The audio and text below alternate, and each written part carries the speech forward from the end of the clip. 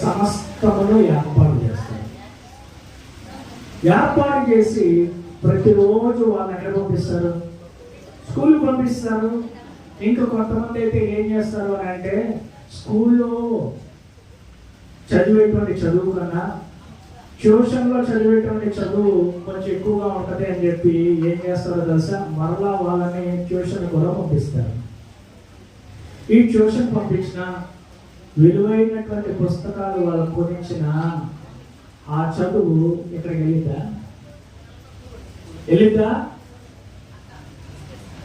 ఇప్పుడు రీల్స్ బాగా వస్తూ ఉన్నాయి. ఏంటో తెలుసా, రోబోలాగా చాలా మంది ఏం చేస్తున్నారు అని అంటే, ఈ బుక్ను తల దగ్గర పెట్టుకుని తిప్పుతా ఉన్నారు అనమాట. ఎలాగా? ఇలా తిప్పినంత మాత్రాన నగలోకి వెళ్ళిపోతా, లేకపోతే దీన్ని ఇలా స్కాన్ చేసినంత మాత్రాన వెళ్ళిపోతా. 6 సబ్జెక్టులు అవన్నీ గుర్తుపెట్టుకోవాలి అన్నా, చదివిన దాన్ని గుర్తుపెట్టుకోవాలి అన్నా, మళ్ళా దాన్ని ఎగ్జామ్లో రాయాలి అన్నా ఏం కావాలి? వాళ్ళకి జ్ఞానం కావాలి. ఆ జ్ఞానం ఇచ్చేది ఎవరు? దేవుడు ఇవ్వాలి. ఆ జ్ఞానం కోసం తల్లిదండ్రులు ఎక్కువగా ప్రార్థన చేయాలి. వాళ్ళకి డబ్బులు కట్టినంత మాత్రాన, వాళ్ళకి కావాల్సినటువంటి వాటన్నిటిని ఏర్పాటు చేసినంత మాత్రాన వారికి మంచి భవిష్యత్తు రాదు. కానీ దేవుడే వారి జ్ఞానం ఇవ్వాలి. వారి జ్ఞానం ఇవ్వాలి అని అంటే ఎక్కువగా వారి కోసం ప్రార్థన చేయాలి. సొలొమోను కూడా తన తండ్రి తర్వాత రాజుగా అయినప్పుడు దేవుని ఎవరు తెలుసా, అయ్యా నాకు నువ్వు జ్ఞానాన్ని దయచేయండి, ఈ ప్రజలను నేను ఎలా పరిపాలించాలో నాకు తెలియదు కాబట్టి నీ జ్ఞానము నాకు దయచేయండి. కుటుంబంలో ఒక 4 ఉంటేనే వాడు మా మాట వినరు. మనకి 5 వేళ్ళు ఉంటేనే ఈ 5 వేళ్ళలో కరెక్ట్గా 1 వేలు కూడా సమానంగా ఉండదు. అటువంటిది ఇన్ని లక్షల మందిని పరిపాలించాలి అని అంటే ఎంత జ్ఞానం కావాలి, ఎంత చాకచక్యం కావాలి, ఎంత ఓర్పు కావాలి, ఎంత సహనం కావాలి, ఎంత నడిపింపు కావాలి. అందుకనే దేవుడు ఏమడిగాడు అని అంటే, అయ్యా నీవు నాకు జ్ఞానము దయచేయండి, ఈ ప్రజలు నీ వారు కాబట్టి ఎలాగా వీరిని నేను నడిపించాలో, ఎలాగా వీరికి న్యాయం చేయాలో నాకు సహాయము చేయదేవా అని చెప్పి 1000 బలులు అర్పించారంట. ఎన్ని బలులు? 1000 బలులు అర్పించారు. పాత నిబంధన కాలంలో దేవునికి బలులు అంటే బాగా ఇష్టం. అందుకని చెప్పి దేవుడు బలిని ఎక్కువగా వాడుకునేవాడు.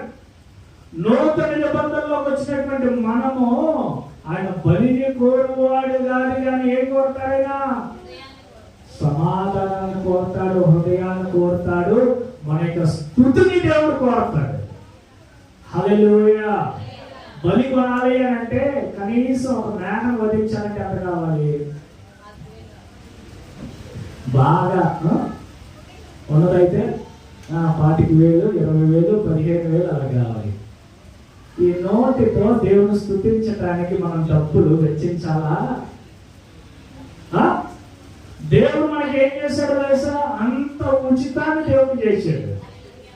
ఈ ఉచితం అనే పథకాలు రావటం వల్ల ఇచ్చిన నాయకుల మీద ఎదురు తిరిగే వాళ్ళు ఉన్నాం మనం. నిజమే కదా? 5 సంవత్సరాలు అన్ని తీసుకొని అన్ని అనుభవించి ఈలో సీఎం అంట, ఇలాంటి రాకుండా ఉన్నా బాగుండు, శ్రీలంక చేశాడంట, మాకు ఉన్నటువంటి అన్ని ఆడియంట ఆస్తులు అంటే ఎంత కృతజ్ఞత హీనులు అనేది నాకు ఇప్పుడు అర్థమైంది. నిజమే కదా? ఈ చేత తీసుకొని ఆ నోట్ అంటే సిగ్గులేదు అంటే ఎందుకు అంటానో తర్వాత చెప్తాను. ఎందుకో తెలుసా? ఇలాగా మన కంటికి కనబడినట్టుగా మనం చేస్తేనే ఇలా అంటున్నామే అయితే నోటితో, మరి దేవుడు మనకు అన్ని అనుగ్రహిస్తున్నప్పుడు మనం కూడా అలాగే దేవుడు మనకి మీరు స్తుతి చెల్లిస్తే చాలు, నాకేం ఇవ్వాల్సిన అవసరం లేదన్నాడు దేవుడు. మీకు అమ్మఒడి పడింది కదా, కనీసం గంట స్తుతించాను అన్నాడు. చేతులు ఎత్తండి కదా, గంట స్తుతించానండి దేవుడు. నేను 10,000 సంపాదించడానికి నెల కష్టపడాలి. అవునా? అవునా కాదా? మరి కనీసం గంట స్తుతించామా దేవుడు? మనం స్తుతించాం. ఎందుకని అంటే దేవుడు అంటే ఏం లేదు, మనకి భయం లేదు, ప్రేమ లేదు. కానీ దేవుడు ఇచ్చేటువంటి వాటిని పొందుకోవడం మనకి మాత్రం మనం ముందుంటాం. అందుకనే దేవుడు బాధపడతా ఉన్నాడు. అయ్యో వీళ్ళు నేను చేసిన దానికి కేవలం స్తుతించడానికే వారికి మనస్సు నాకు ఇవ్వటం లేదు అని.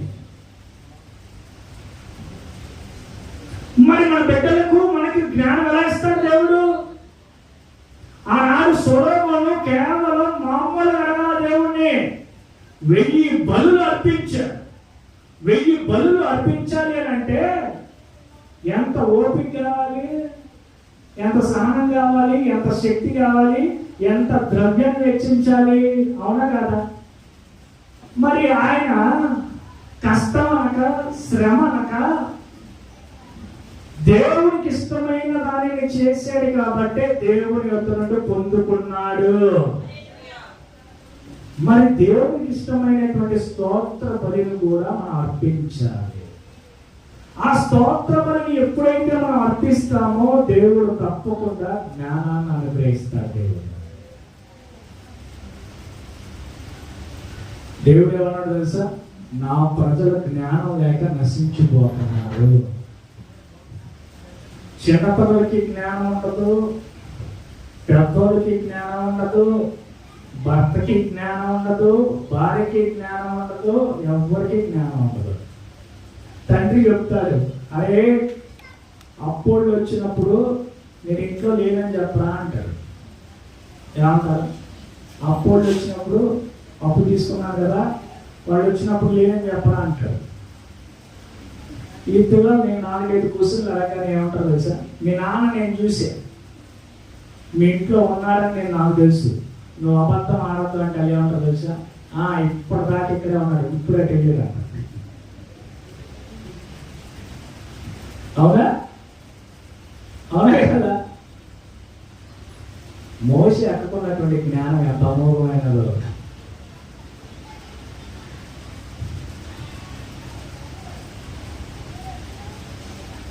ఫరో మగపిల్లలందరినీ చంపడానికి ఆర్డర్ పాస్ చేశాడు. ఆర్డర్ పాస్ చేసిన తర్వాత మోషే తల్లి తన బిడ్డను కాపాడటానికి 3 నెలలు కష్టపడింది. కష్టపడిన తర్వాత ఇక దాయలేక ఉండలేక ఒక చెమ్ము పెట్టి చేసి నైలు నదిలో అతను వదిలిపెట్టి తన అక్కకు ఒకటే చెప్పింది. ఏంటో తెలుసా? నేను చూస్తూ ఉండు అని చెప్పింది. ఏం చెప్పింది? చూస్తూ ఉండాలి. అంతేగాని ఎవరైనా కనబడితే ఇలా చెప్పు అని ఏమన్నా చెప్పిందా? ఏం చెప్పా? ఆ నైల్ నది నిండా మొసళ్ళు ఉంటాయి కాబట్టి జాగ్రత్తగా చూడు తమ్ముని అంది. ఈ పెట్టు కొట్టుకుంటూ ఎక్కడికి వెళ్ళింది? ఫరో కుమార్తె దగ్గరికి వెళ్ళింది.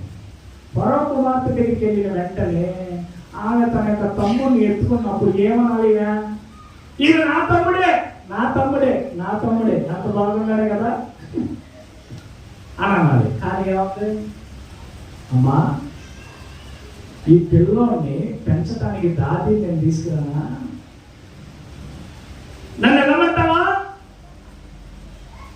అని చెప్పి వెంటనే ఎవరికి పరిగెత్తింది? అమ్మ దగ్గరికి పరిగెత్తింది. అమ్మ దగ్గరికి పరిగెత్తిన తర్వాత అమ్మ ఏమనుకోవాలి? అమ్మో నా కొడుకు ఏదో అయిపోయింది, మొసలు తినేసిందా, లేకపోతే ఎక్కడున్నారా మీ తమ్ముడు అంటే ఫరో కుమార్తె అమ్మా ఏం చెప్పావే? ఏం చెప్పావు? నీ తమ్ముడే చెప్పావా? ఏం చెప్పావా? ఊరికే నేను తీసుకొస్తా అని చెప్పాను, ఇంకేం మాట్లాడలేదుగా. ఆమె టెన్షన్ మళ్ళీ ఎందుకని ఏం చెప్పేసిందో తీసుకెళ్ళి కరెక్ట్గా సింహాల బోన్లో వదిలినట్టు వదిలేరు. ఎవరిని? మోషేని.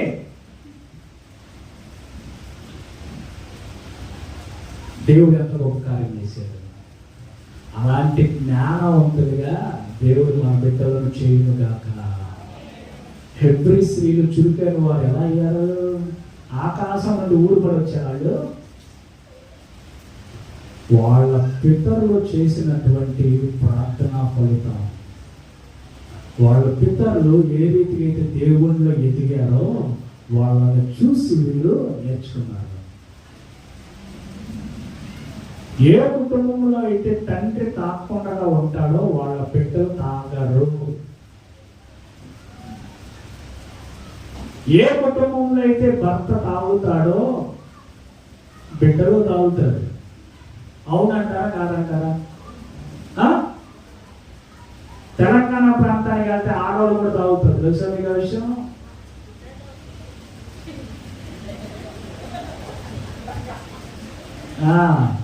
సిద్దిపేటలో నేను ఒక వివాహానికి వెళ్ళాను. మనకి ఇలాంటి వివాహాలు జరుగుతాయని నాకు తెలియదు. ఆయన నా రూమ్మేట్, ఆయన సాఫ్ట్వేర్ ఇంజనీరు, ఆయన నాకు బాగా క్లోజ్ అయ్యాడు. ఇద్దరం చాలా సంతోషంగా మాట్లాడుకునేవాళ్ళం. ఇద్దరు మేము ఎలా పలకరించుకునేవాళ్ళం అంటే మాస్టర్ అనుకునేవాళ్ళం. ఆయన నన్ను మాస్టర్ అనేవాడు, నేను ఆయన మాస్టర్ అనేవాడిని. ఆయన నాకన్నా పెద్దోడే, అందరూ నన్ను మాస్టర్ అంటారు, నేను ఆయన మాస్టర్ అంట. నాకు ఉన్నటువంటి స్నేహితులు చౌదరీస్ ఉన్నారు, నాయుడు ఉన్నారు, చాలా మంది. నాకన్నా కనీసం 6 అడుగులే నా ఫ్రెండ్స్ ఉంటారు అనమాట. ఎంత? 6 అడుగులు ఉంటారు నా ఫ్రెండ్స్ అందరు. మాస్టర్ అంటారు. సరే అని చెప్పి సిద్దిపేటలో వివాహం జరిగితే నాకు కొత్త కదా వెళ్ళాను. వివాహానికి ముందు రోజు ఒక పెద్ద లాడ్జి తీసుకున్నాడు, పెద్ద ప్లేస్. ఫ్రెండ్స్ అందరూ వచ్చారు. ఫ్రెండ్స్ అందరూ వచ్చిన తర్వాత కేసులు బీర్లు వస్తూనే ఉన్నాయి, భ్రాంతిలు వస్తూనే ఉన్నాయి. తాగినోడికి తాగినంత, నాకు వద్దు అనేంత వరకు తాగుతారంటాడు. తెలుసా మీకు? నాకు నిజంగా ఏదో ఎంత తాగుతారో నాకు తెలిసి, కానీ నాకు కనీసం 5-6 బాటిల్ తాగుతారని నాకు తెలియదు. ఇక వెంటనే అవి చెప్పా, నాయన ఇలాంటి వాళ్ళ మధ్య నేను అస్సలు ఉండలేను నాయన అని చెప్పి చెప్పా. ఎందుకు ఈ మాట చెప్తున్నానంటే వాళ్ళ కామన్ అయిపోయిందట. కళ్ళు తాగకపోతే వాళ్ళు ఉండలేరు. ఎందుకు ఈ మాటలు చెప్తానో తెలుసా? ఒక తండ్రి మంచి ప్రవర్తన కలిగి ఉండాలి అని అంటే ఆయన దేవుని యందు భయభక్తులు కలిగినప్పుడు మాత్రమే అలా ఉండగలడు. చిన్నతనం నుండి వాళ్ళు దేవుని భక్తులు బోధలు పెరిగినప్పుడే పెద్ద అయిన తర్వాత వాళ్ళ ఎదురుగా ఎంతమంది వచ్చి ప్రాగమని చెప్పినా వాళ్ళు కదలరు. ఎంతమంది వారిని సినిమా హాల్కి తీసుకెళ్ళినా వాళ్ళు కదిలింపబడతారు. ఎంతమంది వాళ్ళను చెడు సహవాసాల్లో కలవమని ప్రోత్సాహపరిచిన వాళ్ళు కలవరు. కారణం ఏంటో తెలుసా? వారు చిన్నప్పటి నుండి దేవుని భక్తులు ఎదిగారు కాబట్టి దేవుడు పెట్టారా, తల్లిదండ్రులైనటువంటి మనము పిల్లలకు ఒక రోల్ మోడల్గా మనం ఉండాలి. వాళ్ళు మా దగ్గర నుండి నేర్చుకోవాలి. ఏం నేర్చుకోవాలి? మా దగ్గర నుండి ఎథికల్ వాల్యూస్ మా దగ్గర నుండి నేర్చుకోవాలి. స్కూల్ పంపిస్తే నేర్చుకుంటారు, కాలేజీ పంపిస్తే నేర్చుకుంటారు, ఆఫీస్కి వెళ్తే నేర్చుకుంటారు అని అంటే అదంతా రాంగ్. ప్రతిరోజు వాళ్ళు ఇళ్లలోనే ఉంటారు కాబట్టి తల్లిదండ్రులే వారికి బోధకులు. వారికి వాక్యాన్ని బోధించాల్సిన అవసరం లేదు, కానీ వారికి ఎదురవుతున్నటువంటి పరిస్థితులను బట్టి వాళ్ళు ఎలా నడుచుకుంటున్నారో వాళ్ళకు చూపించగలిగితే అదే చక్కటి బోధ. ఒక తల్లిదండ్రులు క్రమం తప్పకుండా దేవుడి సన్నిధికి వస్తే పిల్లలు ఏమనుకుంటారు తెలుసా? ఆదివారం అయితే నాకు ఎన్ని పనులున్నా నేను సన్నిధికి రావాలా? ఓకే. వాళ్ళు చర్చిలో కూర్చుంటే పిల్లలు ఏం చేస్తారు? నేను సండే స్కూల్లో కూర్చోవాలా? వాళ్ళు దేవుని యొక్క వాక్యం వింటే ఇక్కడ నేను కూడా దేవుడి గురించి నేను వినాలా. మన ఇంట్లో అబద్ధాలు ఆడామనుకో, వాళ్ళు కూడా ఏం నేర్చుకుంటారు, మా అమ్మ అబద్ధం ఆడింది కాబట్టి నేను కూడా ఆడచ్చు అన్నమాట. బూతు మాట్లాడితే వాళ్ళు ఏమనుకుంటారు, నేను కూడా అంటే ఏం పర్లేదు అన్నమాట. పిల్లల ముందే భర్త భార్యను కొడితే ఆయన ఏం చేస్తారో తెలుసా, చెల్లినో అక్కనో తమ్మునో కొడతారు. అలాంటప్పుడు చెప్పగలవా ఎందుకు కొట్టావు అంటే, మరి నువ్వు ఎందుకు కొట్టావు అమ్మని అన్నావు అనుకో, అనగలవా? కాబట్టి దేవుడు ద్వారా దేవుని కలిగి ఉన్నటువంటి మనం నేర్చుకున్న భక్తిని ఇంట్లో చూపించాలి. పిల్లల్ని ఏ మాట పడితే ఆ మాట అనకూడదు, ఎలా పడితే మాట్లాడకూడదు. మన నోటు నుండి కృతజ్ఞతావచనమే రావాలి కానీ సరస్వక్తులు కానీ బూతులు కానీ దేవునికి వ్యతిరేకమైనటువంటి మాటలు కానీ మన నోటు నుండి రాకూడదు.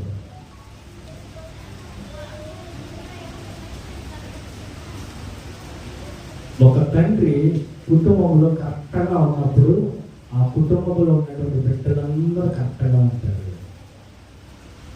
కుటుంబంలో తండ్రి డిసిప్లైన్ గా ఉంటే కుటుంబంలో ఉన్నటువంటి కుటుంబ సభ్యులందరూ డిసిప్లైన్ గా ఉంటారు. కాబట్టి దేవుడు బిడ్డలారా,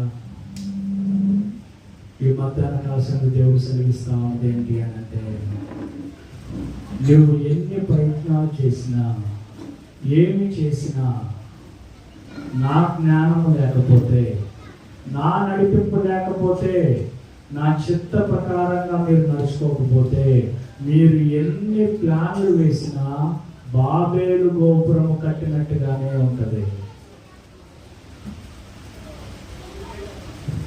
బిడ్డలను దేవుడి చిత్తంలో పెంచి గనక మనం ముందుకు సాగితే మన అడ్డుబండలను దేవుడు తొలగిస్తాడు, మొళ్ళ కంపలను దేవుడు తప్పిస్తాడు, తిన్నమైన మార్గంలో దేవుడు మనం నడిపిస్తాడు. మన కుటుంబంలో చూసి అనేక మంది ఆశ్చర్యపోయే రీతిగా దేవుడు చేస్తాడు. ఈనాడు చాలా మంది మనల్ని చూసి గొప్పగా మాట్లాడుకోవాలి అని అంటే చాలా మంది ఏమనుకుంటారు తెలుసా, మంచి బంగారం ఉంటే చాలు, విలువైన వాచ్లు ధరిస్తే చాలు, హెయిర్ స్టైల్ బాగుంటే చాలు, ఒక కారు బైక్ మెయింటైన్ చేస్తే చాలు, మనం వేసే డ్రెస్ సెన్స్ బట్టి వాళ్ళు మనం రెస్పెక్ట్ ఇస్తారని చెప్పి మనం అనుకుంటాం. కానీ మన నోటి ద్వారా, మన ప్రవర్తన ద్వారా మాత్రమే మనకి రెస్పెక్ట్ దొరుకుతుంది.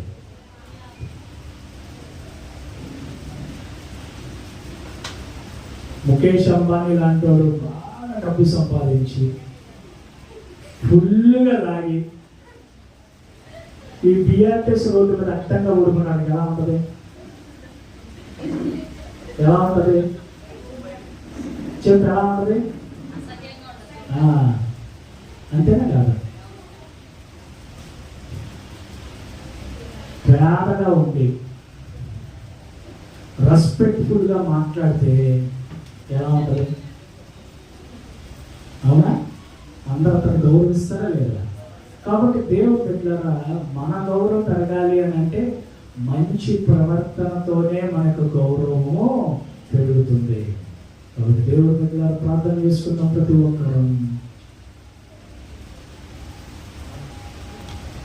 ప్రతి ఒక్కరికి అనేకమైనటువంటి కోరికలు ఉంటాయి. నా కుమారుడు మంచి ఉద్యోగం సంపాదించాలని, నా కుమార్తె మంచి జ్ఞానవంతురాలు కావాలని,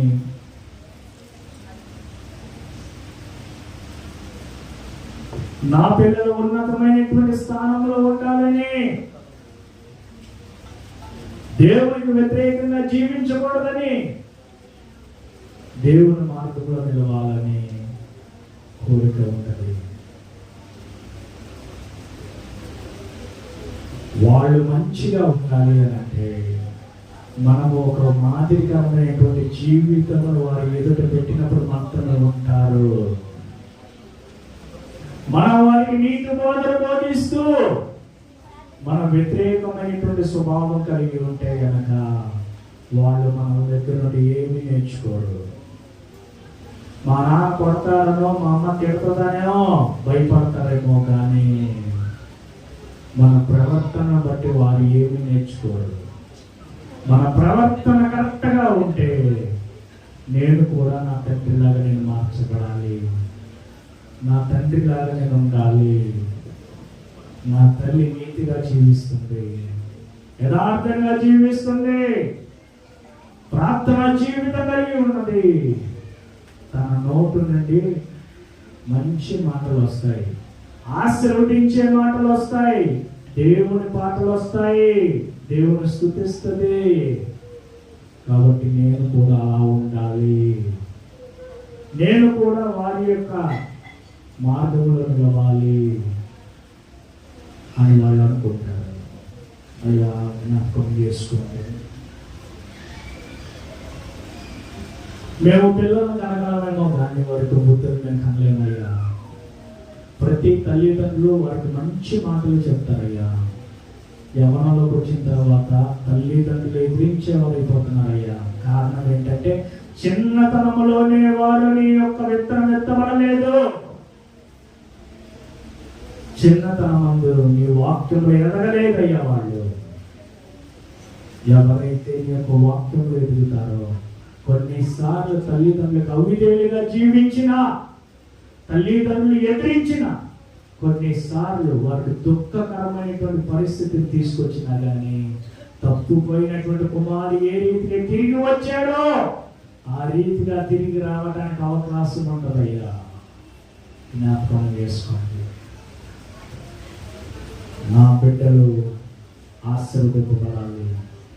నీతిమంతుల బిడ్డలు ఖర్జూర వృక్షం వలె మూవేస్తారని మీరు సెలవిచ్చారు.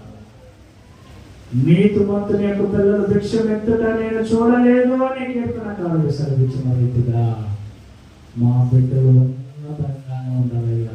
శరీరానుసారంగా ఉన్నతంగా ఉన్నా లేకపోయినా కానీ నా బిడ్డలు ఆత్మానుసారంగా అభివృద్ధి చెందేటట్టుగా కృప చూపించయ్యా. ఈరోజు మా కళ్ళ ఎదుట ఉంటారు, కానీ రేపటి దినమందు వాళ్ళు స్కూల్కి వెళ్తారు, కాలేజీలకు వెళ్తారు, ఆఫీసులకు వెళ్తారయ్యా. అక్కడ మా మాట కన్నా కూడా వాళ్ళ స్నేహితుల మాట ఎక్కువగా వింటారయ్యా.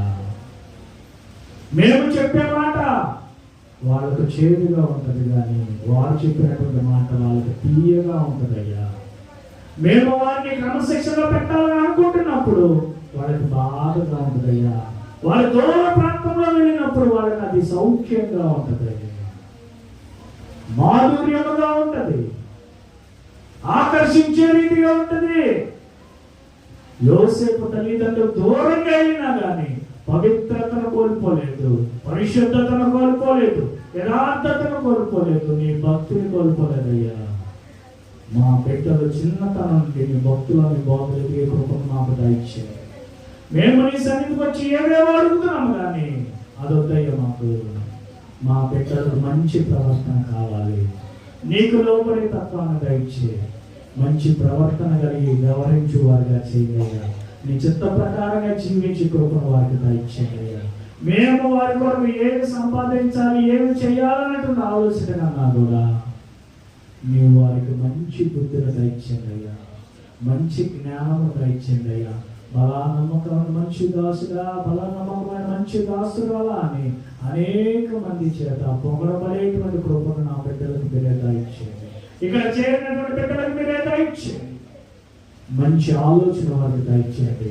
నీ మార్గంలో నీ త్రోవలు నిలిచే వారిగా మీరే చేసి నన్ను కూడా మీరు మొట్టని స్వస్థపరచండి.